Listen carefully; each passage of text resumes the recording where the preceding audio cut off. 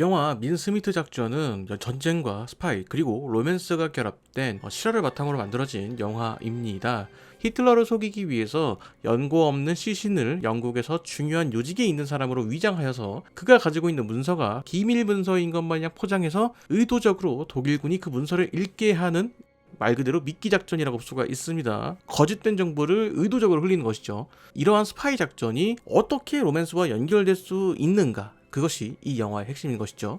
민스미트 작전과 로맨스의 공통점은 바로 스토리가 있다는 것입니다. 적을 속이기 위해서는 그럴싸한 스토리가 있어야겠죠. 만약에 이 시신을 발견했을 때 가지고 있는 소지품들이 아무것도 없고 문서만 딸랑 있다? 이러면 의심할 수 있겠죠. 그렇기 때문에 이 스토리를 만들어서 그 스토리에 맞는 물건들을 배치함으로써 타인이 봤을 때 이 물건을 통해서 이런 스토리가 있는 사람이구나 라는 것을 추측할 수 있도록, 그러니까 이런 사람이 실제로 존재한다고 믿을 수 있도록 가상의 인물을 만들어낸다 라는 것입니다. 그럴싸한 스토리를 만들어야 한다는 것이죠. 그렇기 때문에 이 인물이 가지고 있는 소지품들을 통해서 이 인물이 실제로 존재하는 인물인가, 진짜 중요한 인물인가 라는 것을 믿게 하도록 주인공들이 상당히 많은 고민과 작전을 세운다라는 것이 이 영화의 주된 스토리가 될 것입니다.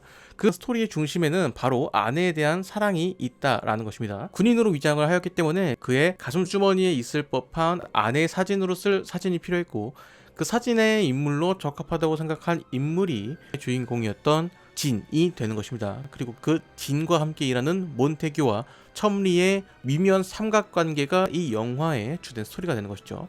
이러한 시선으로 이야기를 풀어낸다는 것이 상당히 흥미롭습니다. 사람은 자신의 상태와 경험으로 세상을 바라본다라는 이야기가 있죠. 최근에 시청하고 있는 넷플릭스 드라마 안나라 수마나라에서도 인생에서 풀지 못할 난제라는 키워드의 어려운 집안 형편을 가지고 있던 인물이 자신의 팔자를 떠올린 것과는 반대로 부유한 인물은 환경 문제를 떠올리는 장면이 있었습니다. 즉, 하나의 사건이나 키워드를 두고 각 인물들이 이야기하는 것은 자신의 감정과 현재 상황을 반영하는 것이다 라는 이야기인 것이죠. 자, 민스미트 작전에 등장하는 이야기도 비슷한 결을 가지고 있습니다. 무연고 시신을 윌리엄스라는 인물로 재탄생시키기 위해서 스토리를 부여하는 작업을 거치는 과정에서도 각 인물들은 자신이 처한 상황에 따라서 저마다 다른 의견을 내곤 합니다. 그리고 그 의견 속에는 미묘한 자기 고백들이 들어가 있는 것이 이 영화의 포인트가 되는 것이죠. 자, 결론적으로 각 인물들의 미묘한 관계 변화가 이 영화의 핵심이 되는 것이고, 이를 핑계 삼은 로맨스들이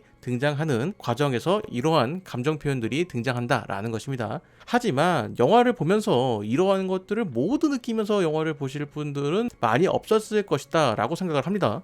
전체적으로 영화가 속도감이 있는 편이기 때문에 의미 있는 장면들도 많지만 그것에 대해서 생각해 볼 만한 여유 자체가 많지 않다는 것이죠. 아무리 좋은 경치라도 빠른 속도로 지나가게 된다면 그 경치를 제대로 즐길 수 없는 것과 마찬가지라고 볼 수가 있을 겁니다. 그런 이유로 관객들의 평 자체는 그리 좋지 못한 상황인 것이죠. 야, 그렇기에 웬만하면 관람 후에 이동진 평론가의 해설을 들을 수 있는 언택트톡 예배를 추천드립니다.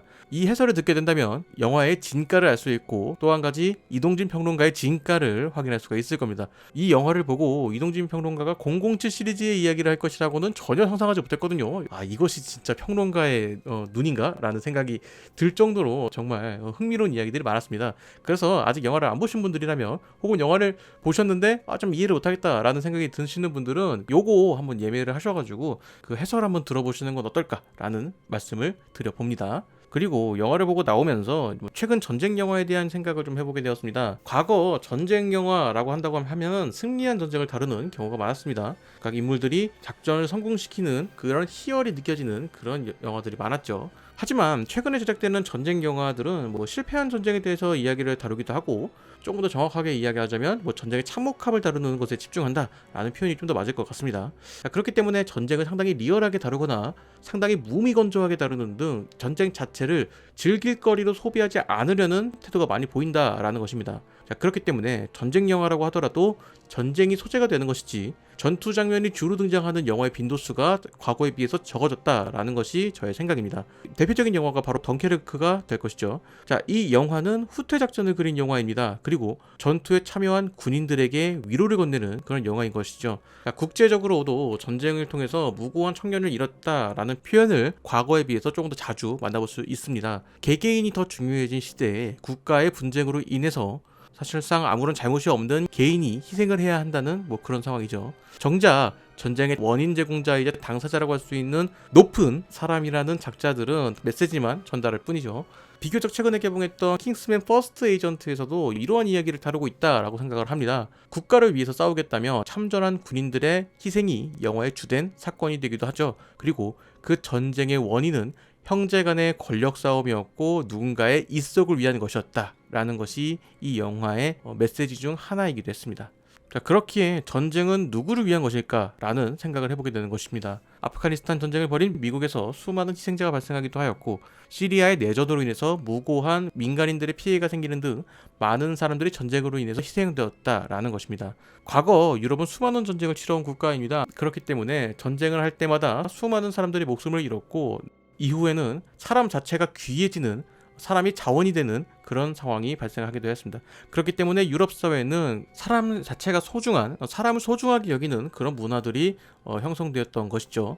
그러한 생각과 분위기가 지금의 유럽 국가들의 가치관을 만든 것이 아닐까라는 생각이 듭니다. 그렇기에 영화 민스미트 작전의 후반부에 등장한 장면들을 보면 전투에서 분명 많은 인원이 죽은 것으로 느껴졌지만 이후 보고를 받는 장면에서는 소수의 희생자라는 표현이 사용되기도 했습니다. 새로운 것을 얻는 것도 중요하지만 가지고 있던 것을 잃지 않는 것도 중요하다라는 말씀을 드리고 싶습니다. 수많은 전쟁을 치러온 인류가 얻은 교훈이 지키는 것이 더 중요하다라는 것이 아닐까라는 생각이 드네요. 여러분들은 영화 민스미트 작전 어떻게 보셨나요? 댓글로 남겨주시면 감사하겠습니다. 저는 다른 이야기로 돌아오도록 하겠습니다.